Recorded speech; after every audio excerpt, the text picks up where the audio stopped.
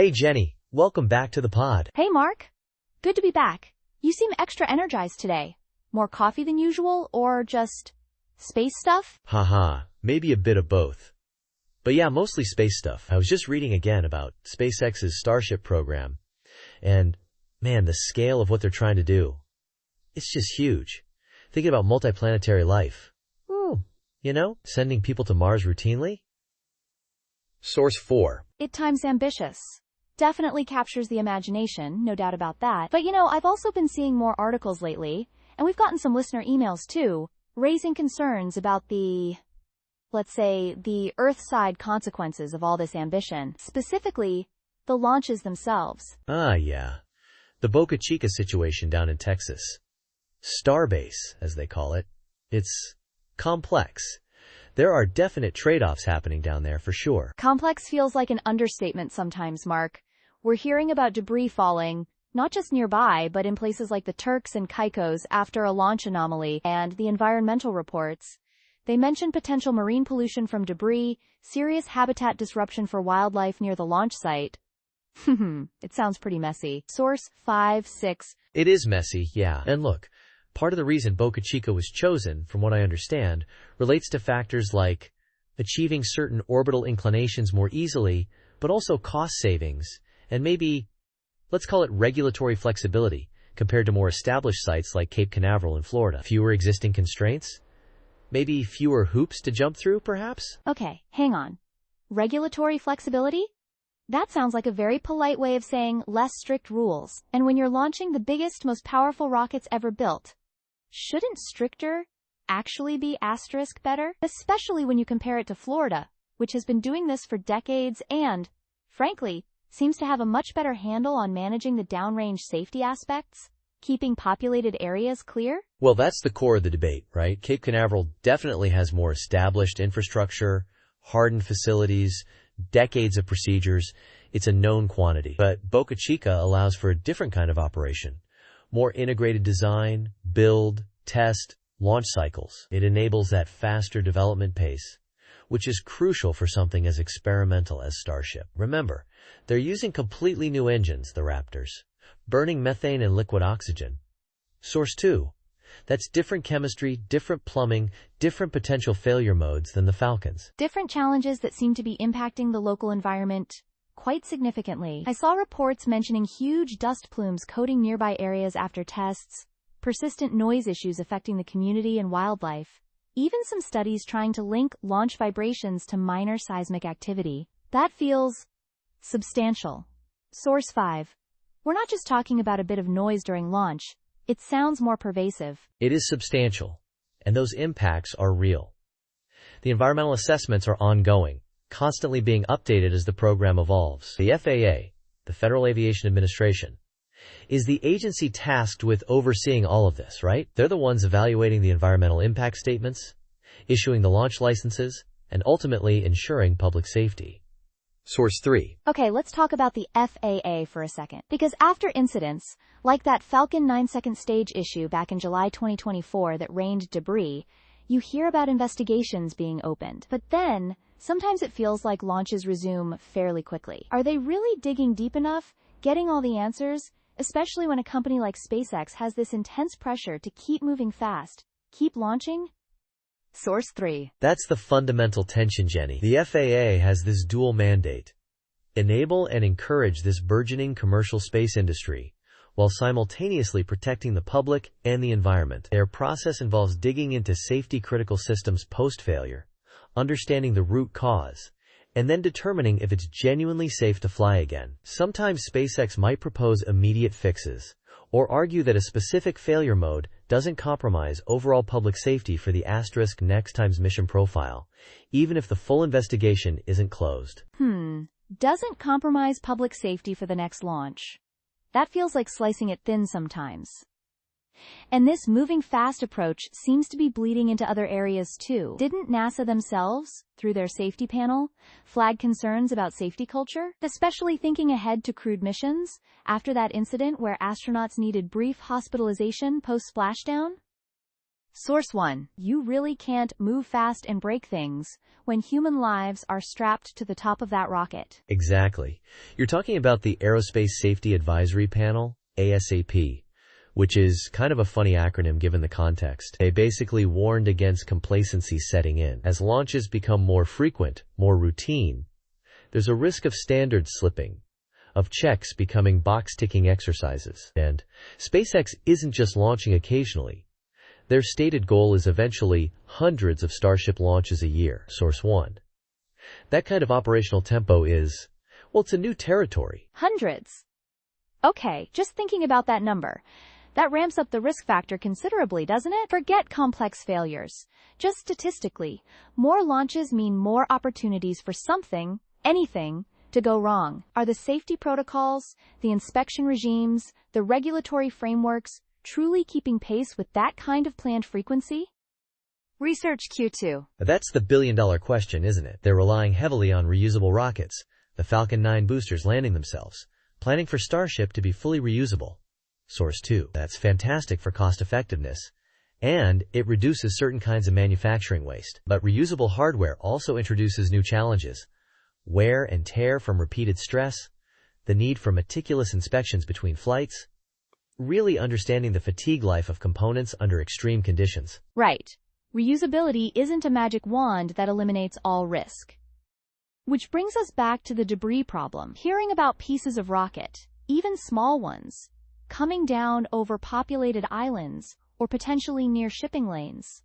That's just deeply unsettling. How is that happening if safety zones are supposed to prevent it? Yeah, that Turks and Caicos incident was particularly concerning. Predicting exactly where debris will fall during an unexpected anomaly, like a second-stage malfunction at high altitude, is incredibly difficult. There are sophisticated models, complex calculations based on trajectory, altitude, atmospheric conditions, the shape and spin of the debris. I remember reading about casualty probability models years ago, trying to quantify this risk down to tiny fractions. But space is vast, and atmospheric reentry is inherently chaotic. Things don't always follow the plan. So are the current management strategies really enough? The exclusion zones, the predictive models, are they sufficient given the power and frequency of these launches? Or are we implicitly accepting a certain level of background risk to people on the ground, or in boats, or even in airplanes, for the sake of pushing the boundaries in space? I think the stated goal is always zero risk to the uninvolved public, but achieving that in practice is extremely challenging. They use those exclusion zones, carefully planned trajectories, that times should keep debris over open ocean. But unexpected failures, particularly later in flight, can cause debris to scatter far outside those predicted zones. It definitely highlights the need for continuous improvement in real-time tracking, maybe better predictive modeling, perhaps even developing technologies for actively deorbiting upper stages reliably, and maybe stricter flight path considerations, especially from sites like Boca Chica that have more populated areas downrange compared to, say, launching due east from Florida over the Atlantic. It feels like this constant, high-stakes balancing act. You've got the powerful allure of innovation, the inspiring dream of Mars, Source 4, the clear economic benefits of reusable rockets cutting launch costs, Source 2, all being weighed against very tangible environmental impacts, Source 5, 6, and safety hazards right here on Earth.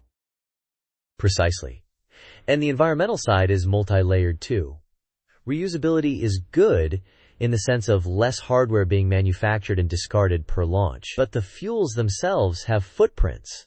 Starship uses methane. Now, methane burns relatively cleanly compared to some older rocket fuels, producing mainly CO2 and water vapor. But methane itself is a potent greenhouse gas if it escapes unburnt, leaks during fueling, or incomplete combustion. So you have to consider the entire life cycle impact, not just what comes out the nozzle during launch.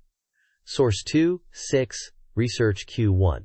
Which loops us right back to those big ethical questions. Is the intense focus on becoming multiplanetary potentially distracting us from, or even actively harming, the planet we actually live on right now? How do companies like SpaceX, and frankly, how do Times as a society, weigh those priorities? It's easy to get caught up in the cool factor, but the immediate costs are real. Research Q3. That's a huge question, Jenny, and there's no easy answer. I mean, proponents argue forcefully that the technology developed for space, advanced life support, closed-loop recycling, water purification, efficient power generation, even new materials, can have significant benefits back here on Earth. Think water filters derived from space tech, or advancements in solar panels. And they make the case that the long-term survival of humanity, like times long-term, might ultimately depend on expanding beyond this one fragile planet. I get the argument, I really do. The backup plan idea, but it feels like a very long-term gamble when the immediate costs, the local pollution, the risks to communities near launch sites, the potential for accidents with global consequences, the sheer resource expenditure, are being paid now. It seems to demand an extraordinary level of corporate responsibility that goes way beyond just meeting minimum regulatory requirements, especially if, as you suggested, those requirements might be somewhat flexible in some locations. Research Q3. You're absolutely right. Public perception matters enormously, and so does trust. Things like genuinely engaging with local communities. Source 5. Being transparent about the risks and the steps taken to mitigate them. Investing proactively in more sustainable practices and cleaner technologies. Source 6. These aren't just nice-to-haves anymore. They are becoming crucial for the social license to operate for the entire private space industry, not just SpaceX. So looking ahead, with potentially hundreds of launches a year from Starship alone, plus other companies ramping up, what needs to happen? Is it just about stricter regulations from bodies like the FAA? Or do we need better international coordination, maybe treaties on downrange safety, new technology for actively cleaning up space debris, not just managing new launches? Probably all of the above, realistically. Regulations will almost certainly need to evolve to keep pace with the technology, the launch cadence, and the increasing number of players. Research Q2. We might see more international discussion about managing shared airspace and the risks of falling debris. Active debris removal is a huge technical challenge, but it's gaining more attention, and maybe more pressure, economic or regulatory, to utilize launch sites with the clearest possible downrange paths over open ocean, even if it adds some cost or operational complexity. It really seems like we're at an inflection point where the move fast and iterate ethos, which works so well for software, is colliding hard with the high-consequence reality of aerospace engineering. You can't just issue a software patch for falling rocket hardware, can you? Oof, well put. No, you definitely can't. It requires immense engineering discipline, a deeply ingrained safety culture that resists complacency. Source 1. Rigorous testing, and a constant recognition that the excitement of reaching for the stars has to be firmly grounded in responsibility towards the planet and people below. So the key takeaway for me, listening to all this, is that while the ambition is undeniable and maybe even necessary in the long run, we need a much clearer, more transparent picture of how these significant risks, environmental damage, safety margins, debris hazards, are being actively managed. And we need to seriously ask if the current oversight structures are truly adequate for the sheer scale and speed of modern commercial space operations. It makes you wonder, should companies like this face stricter environmental rules? Research Poll 1. I agree completely. It's a conversation that needs to continue, and it needs input from everyone. Engineers, environmental scientists, regulators, ethicists, and, crucially, the public. It's not just about if we explore space further, but how we choose to do it. How do we balance that drive for exploration against the immediate needs of our home planet? Research Poll 2. Well, thanks for unpacking all that, Mark. It's a lot to digest. Exciting on one hand, deeply concerning on the other. Anytime, Jenny. It's important stuff to talk about, even the difficult parts. All right, folks, that's probably all the time we have for today. We covered a lot of ground, from Boca Chica to Mars and back. We sure did. And we want to hear from you. What do you think? Should space companies face stricter environmental rules? Where do you fall on the balance between investing in space versus solving problems here on Earth?